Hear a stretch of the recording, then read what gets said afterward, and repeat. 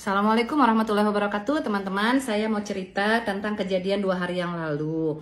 Jadi ini hati-hati terhadap oknum rumah sakit. Ini oknum ya. Saya bawa papa saya ke IGD itu hari Minggu.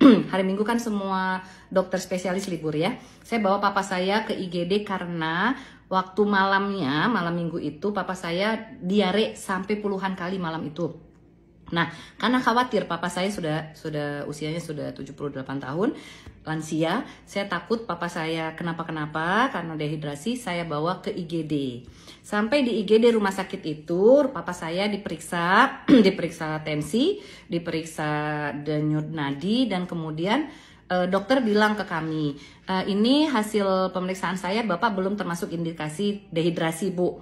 Jadi dirawat boleh, tidak dirawat boleh.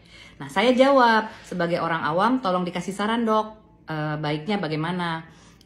Kalau dia bilang, silakan pilihan keluarga karena kondisi bapak baik-baik saja, nanti kita kasih obat gitu ya.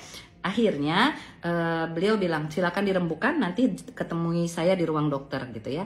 Saya rembukan dengan adik, dengan ibu, dengan papa berempat. Saya rembukan, akhirnya papa bilang ya udah kita pulang aja, kita rawat jalan. Lalu adik saya ke ruang dokter mengatakan bahwa dok kita pulang. Nah, saya tidak tahu bahwa adik saya disuruh tanda tangan surat penolakan rawat inap.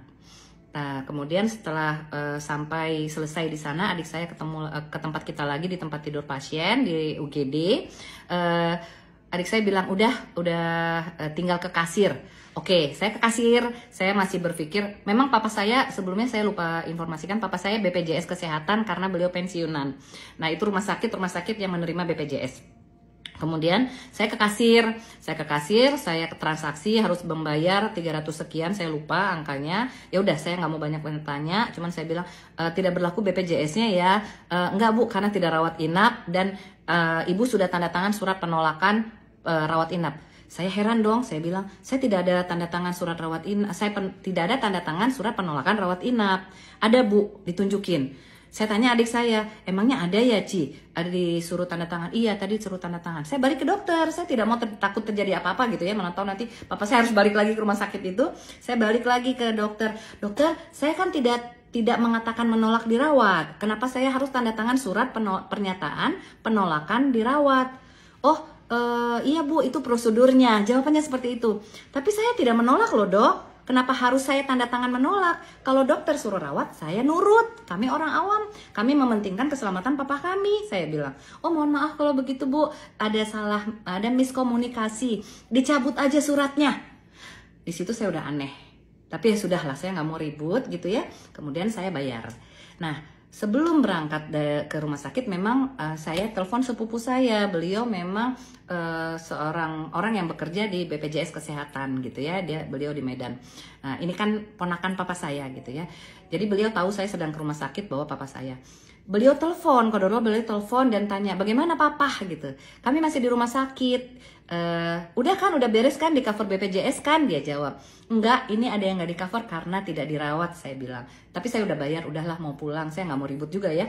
Terus dia bilang, saya mau bicara sama dokternya, dan dia berbicara sama dokter. Sayup-sayup yang saya dengar adalah ada beberapa pertanyaan, ternyata ada prosedur SOP yang harusnya dilakukan oleh dokter terkait pelakuan untuk lansia, apalagi diare ini kan emergensi ya, kita nggak pernah tahu kalau dehidrasi itu bisa berbahaya dan lain-lain. Saya tidak tahu apa yang tidak terlalu jelas apa yang dibicarakan, tapi memang secara medis. Nah kemudian saya ambil teleponnya, sudah selesai, saya juga tidak mau memperpanjang, kami pulang.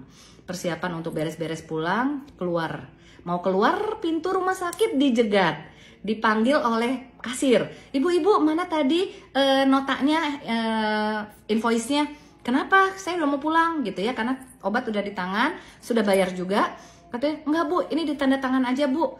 Kenapa? Iya Bu, uangnya dikembalikan utuh uangnya yang tadi dibayar. Saya tanya kenapa? Iya Bu, ada kesalahan. Dan saya memang tidak mau ribut lagi karena kasihan papa juga udah lemes ya. Akhirnya saya pulang. Tapi di jalan saya telepon lagi sepupu saya. Ternyata informasi orang yang paham gitu ya. Ternyata dokter ini tidak melakukan salah satu SOP. Salah satunya ya bahwa untuk emergensi lansia harusnya dilakukan pemeriksaan darah untuk mengetahui elektrolit dari si pasien, apakah dia dehidrasi atau tidak, karena hanya papa saya tidak dilakukan itu, hanya pemeriksaan tensi saja. Jadi, dan kemudian ada peraturan-peraturan gitu, apalagi saya mengatakan saya harus tanda tangan surat yang tidak harus dilakukan harusnya, karena saya tidak menolak gitu. Dan yang terfikir oleh saya, inilah oknum rumah sakit. Kita sering mendengar di luar kejelekan-kejelekan BPJS. Kami baru pertama sekali memakai BPJS ini untuk papa saya, jadi sebelumnya nggak tahu. Dan setelah dapat informasi itu, saya kebayang orang-orang awam yang tidak paham, orang-orang susah yang nggak punya uang, yang dikerjain oleh pihak rumah sakit untuk kepentingan mereka. Padahal kita punya hak.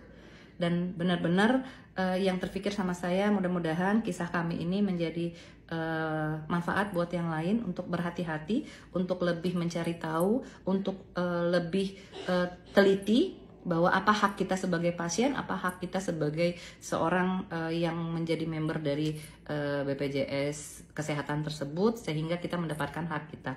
Mudah-mudahan bermanfaat teman-teman, tidak ada maksud untuk menjelekkan, tapi ini saya harap bisa menjadi mengambil pelajaran dari kejadian ini. Terima kasih. Assalamualaikum warahmatullahi wabarakatuh.